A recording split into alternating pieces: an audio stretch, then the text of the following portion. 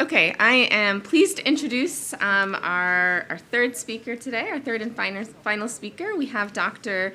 Jianing, who is a postdoctoral fellow in the Chandra Department of Electrical and Computer Engineering. And Jianing is going to present Unlearning Sensitive Information from AI, Principles, Scopes, and Emerging Challenges. Good afternoon, everyone. I'm Jianing from the UT Austin ECE department. Today, I'd like to talk about one topic that is increasingly important in modern AI systems, not only about what we can learn from the data, and also about how we should forget some information from our training model. So currently, when we talk about the AI models or AI progress, we are more focused on what we can learn from the current website data. And also the website, the AI service has widely deployed in our daily lives. Actually, when we meet some sensitive information during the website and also some harmful information or the outdated information in the website, we need one ability to remove such kind of information from our trained models, like the large language model or the foundation models, just like the ChatGPT or other useful agent in our daily usage. We often ask what AI can learn, but we rarely ask what it should forget. Actually, this need is also reflected in our daily regulation or the policy aspects. Some regulation example like the GDPR actually includes a right to be forgotten. Actually, yeah. Such kind of the regulation allows the individual to remove some personal data from some external database. But however, the generative AI or the advanced machine learning models actually complicate its process. Since instead of storing those personal data in the external database, they implicitly memorize such features and patterns in the model parameter, which makes machine learning to be a challenging technical problems. To view these problems, actually one way is to record the AI memory lifecycle.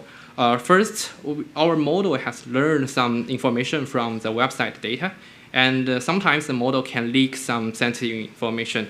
And then the researcher and practitioner can audit those model behaviors from our daily use, like typing something into our ChatGPT to see whether they memorize some sensitive information from your daily usage. And finally, we actually need some mechanism to remove some information from the trained model. And this things actually motivates three very fundamental problems in the machine learning areas. I will discuss them in turn to introduce the three topics, like what to unlearn, which means what sensitive information looks like in our machine learning pipelines, and when to unlearn. When can we say that the information is safely forgotten by our model, and where to unlearn, which means that where the knowledge resides inside the model, just like inside the large language models. And let's begin with the first part. The first part is about what to unlearn. Let's also first record the machine learning definition. Machine learning aims to remove the influence of the specific data from the training model, ideally approximating the training without delete the data. It means that the machine learning don't need to have the expensive cost of the fully retraining from the scratch. It only can start with the forgetting data or the retaining data. However, in the practice, the sensitive information can have different variants since we also have the different measurement or the definition for what kind of data could be the sensitive information for us.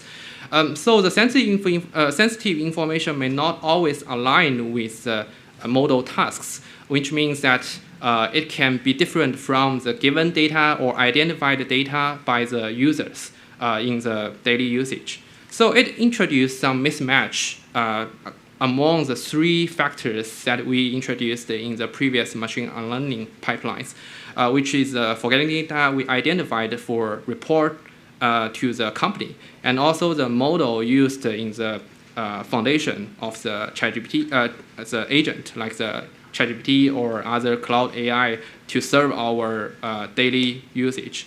And also the target concept. Here, the target concept means what kind of group of sensitive concept you want to remove from your trained models. So the real-world deletion requests often don't align with the labels, and the mismatch happens among those three factors. Here, I illustrate several scenarios for our daily unlearning requests. In the conventional unlearning scenarios, everything is aligned: the data, the target, and also the model itself. It's perfect and can be successfully achieved by using some naive unlearning method like gradient ascent or negative preference optimization. However, in practice, some mismatch exists in several different scenarios.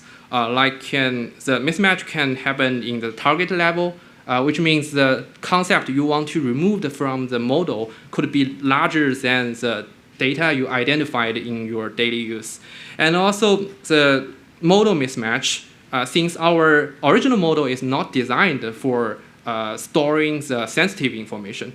They are designed for some general task for our use. So the model representation can be misaligned with the forgetting data and also the target concept, which pose risks for affecting the model's performance while losing all the functions that model could be when you're doing some unlearning tasks. And finally, also, we have the data mismatch, which means that the forgetting data is also mismatched with the model output. So one key observation among this mismatch scenario for unlearning is that the representation of sensitive data actually entangled largely with the other unrelated data you don't want to remove from the model. That's the key obstacle and also the challenging for us to doing the effective unlearning. So here we propose a general framework to doing very careful unlearning or removal from the trained models. It's called TARF, which is target-aware forgetting.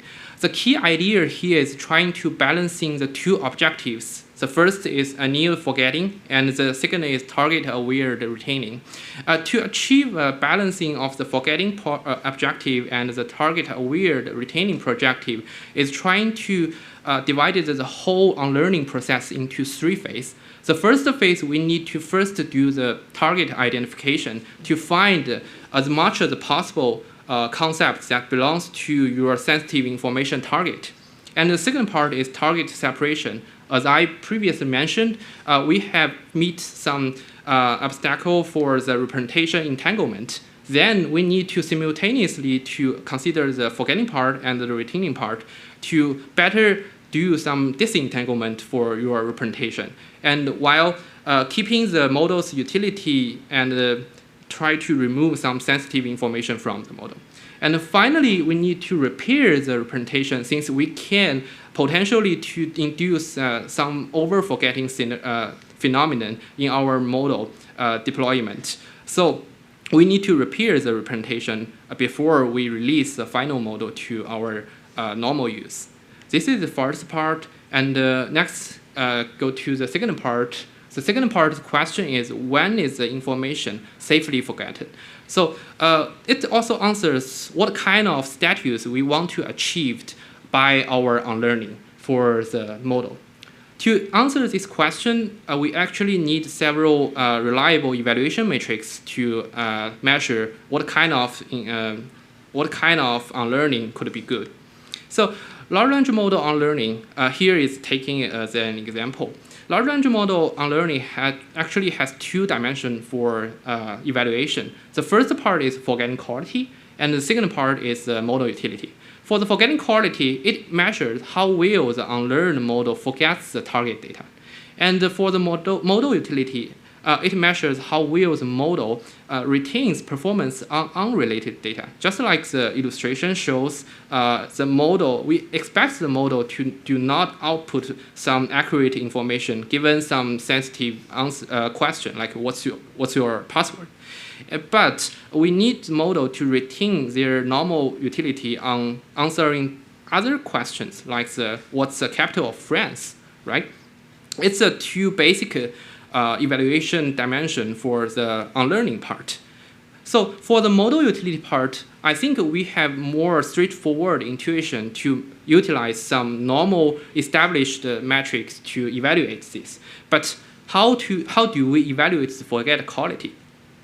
It's not very straightforward, right? So here we argue that a reliable metrics can properly quantify the knowledge behavior, which do not only model the output behavior, which here we term it as the superficial behaviors. So we introduce the red team intervention for evaluate what kind of metrics should we use for evaluate the true knowledge memorization instead of some superficial behavior of the large language model to decide whether or to what degree the model memorized some information or not. So after evaluate several kind of metrics here, we find one matrix that is really robust to evaluate how much the model actually know about your question and about your information. It's called extraction strength. The extraction strength intuition is that to measuring the minimal required prefix, just like the prompt, to exactly recover the suffix. I believe you can also try this kind of metric in your daily interaction with the ChatGPT or the agent you deployed in the web in your PC. So after we have the reliable metrics, is there all done for evaluation how effective we conduct for unlearning? The answer is no. Here we may meet one situation that seems to be a dilemma, that two unlearning methods can have different kind of trade-off between the forgetting quality and also the model utility. Here you can see the gradient ascent called GA has stronger unlearning since it has lower ES score in the unlearning column. But it can do also bad for the retaining performance. But in other side, the NPO, which called the negative preference optimization, can do a stronger retention, but it cannot do good on the unlearning part. So compared with these two variants, which method is overall better? This is our next second question that we want to answer to evaluate what kind of unlearning should we take for unlearn or remove those sensitive information from our models. Here's our intuition is that we should align the retention first, then the compare removal strengths.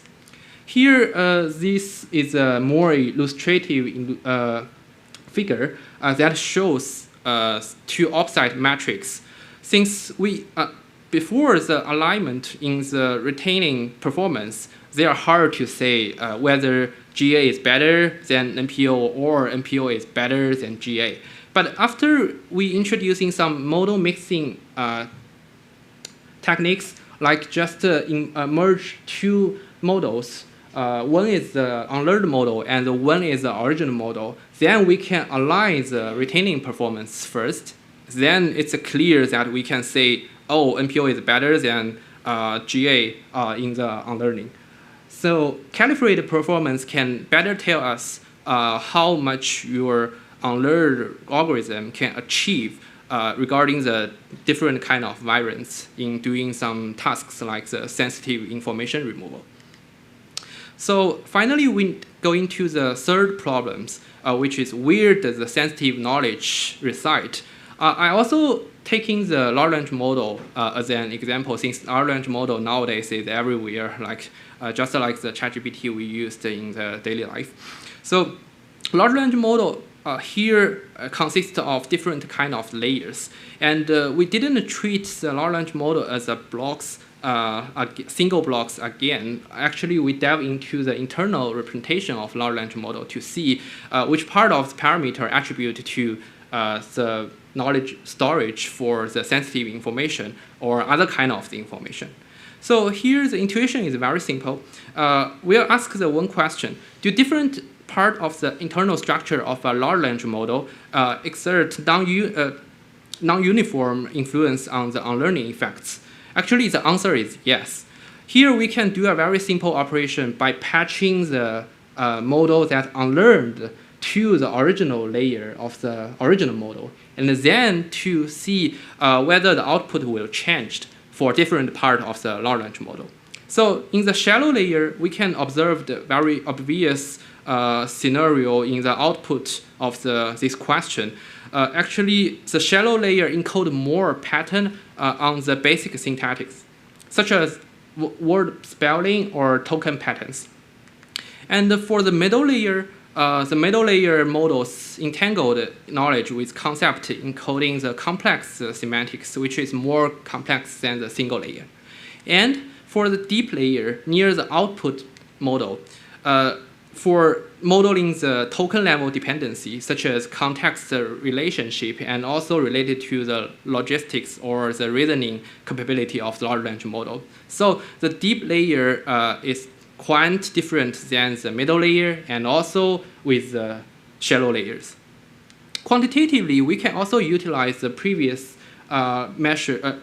defined model utility and forgetting quality to measure which part of the layer is worth for us to doing unlearning to remove the target sensitive information instead of just treating the whole large language model as a block to do arbitrary removal on the whole parameter space. So it actually opened a new door for us to doing surgery unlearning to remove some targeted information. So to summarize it, we actually discussed the three directions for the unlearning. One is the scope from the label deletion to the concept level removal. The second part is when to unlearning, which is discuss the principle about the reliable and calibrated evaluation. The third part is the structure level. We revisit the layer-wise fragility, which enables the modular intervention for doing the successful unlearning. So looking ahead, actually all of the previous three directions are not fully addressed by our exploration and also the research progress. Some challenges remains for the emergent challenges of the machine unlearning and also sensitive information removal, which includes the concept level deletion in generative AI. We can recall the first figure I showed in the X, that's the beginning Elon Musk. I'm sorry for putting these awful figures in this presentation. And the second part is the structural control in large language models, since we don't need to do arbitrary change or manipulation for the large language models. And the third part is more timely, since nowadays AI system also evolves into the agentic area. So we also need to develop some cleaning techniques or forgetting techniques for organize our memory in the agentic systems, which affects our daily use on the everywhere of the working. So along with the more complex AI memory, we also need more advanced forgetting mechanism to achieve the successful unlearning and also the sensitive data removal. Okay, thanks for your attention, and I'm happy to take any questions.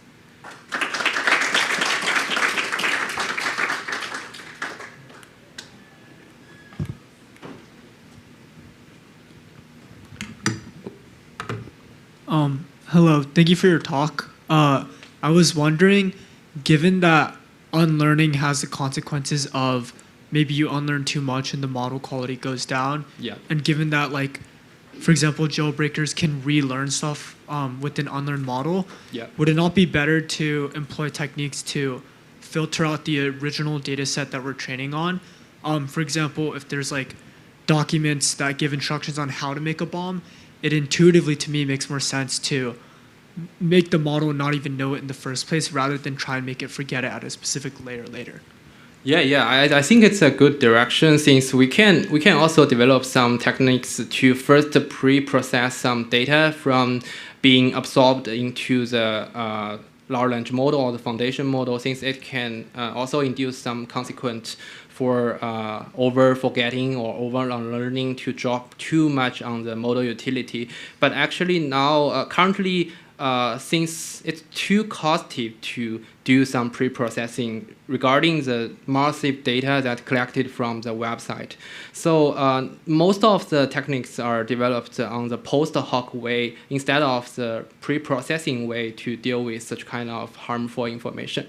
But I think in the later development, I think more advanced technology will be focused on the pre-processing or developing some guardrails to just let the model do not answer this kind of question, to change the unlearning to be a in-context phase to do the data filtering or other kind of lightweight techniques to achieve these goals.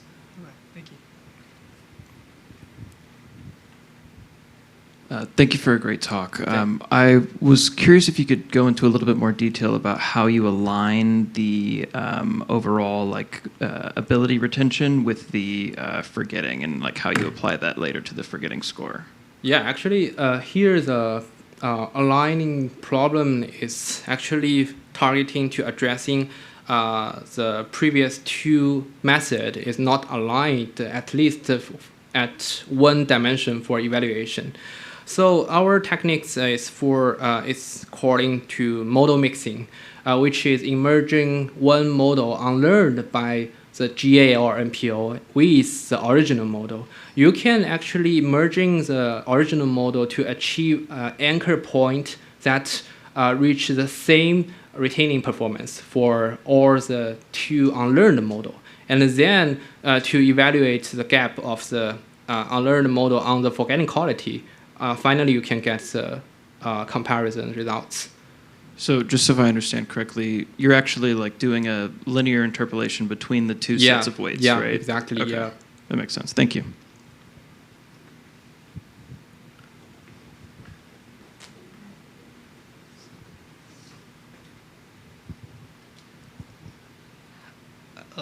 I don't fully understand the context behind forgetting, but yeah, this presentation did a very good job of explaining why it's needed and what needs to be done to do that. Thank you. But is there an established practice of providing a verifiable proof that something has been forgotten? Say a model has been trained on my information, and I want a verifiable proof that says, yeah, we've forgotten your data, this is done. Is that possible? How can you qualitatively establish? Yeah, it's a very good question. Actually, currently, to be honest, there's no formal guarantee for verify whether the model has forgotten all the information you have, especially for the large foundation models. It's very hard, actually. But we can do some more probing design, just like the probing question with the extraction strengths. You can use some the prompting techniques to induce the model to output the targeted information. And to measure the difficulty of your prompting can serve as one kind of the measurement to evaluate whether the model is easily memorized your knowledge or very difficult to record your information.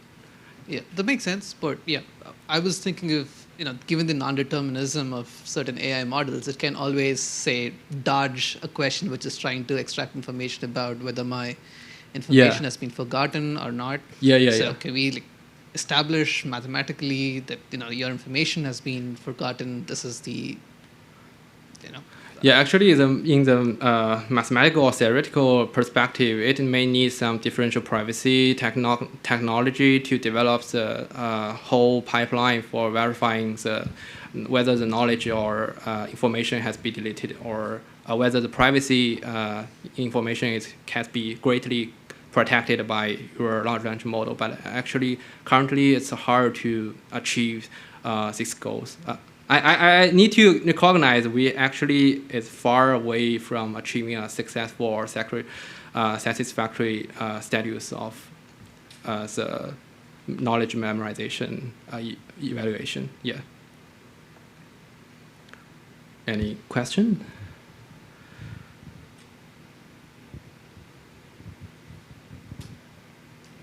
Fantastic math. Sorry. I'm going to ask an absurdly high-level question to try to pick apart the concept of layers. Somebody does a deletion request for their name and address under GDPR. Yeah. There is a difference between the model has that in a high layer because it interacted with that person, they submitted it as part of a form, whatever, versus that information is stored at a much deeper layer because it was ingested as part of training data where they didn't realize it was exposed in the first place. Yeah. Are you finding that deeper levels either have an effect on how much you have to intentionally forget to remove the data or change the alignment? In other words, does how deep the layer is in the model affect that alignment? Actually, I think it's a very new angle to see what's the difference between the shallow layer and also the deep layer. But in our experiments, since we are testing some very benchmark data set, which is collected from just some facts of the personal profiles, there is no such kind of dependency between the deeper layer and the shallow layer of the large language models. But I think we can do exploration more on such kind of complex settings to see whether they can have some changes. Yeah, but here is just a framework and an intuition to explore whether the internal representation has some dependency between the different part of the large language models. Yeah, thank you.